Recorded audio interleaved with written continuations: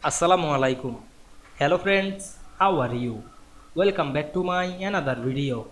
In this video, I am going to show you how to add left tape stop in on the ruler in Affinity Publisher. Let's get started. At first, we have to open a Affinity Publisher document. Now we want to set the left tab stop. Firstly, click inside the text box. Then go to the view menu. Enable the show text ruler. We can see here the ruler.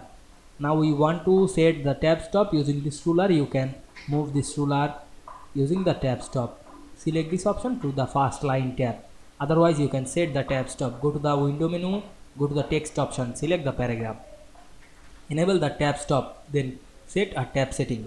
Then press tab on our keyboard to make the tab. Now we can see we add a left tab stop on the ruler very easily. I hope you enjoyed the video. Please like, comment, share and subscribe my channel. Thanks for watching.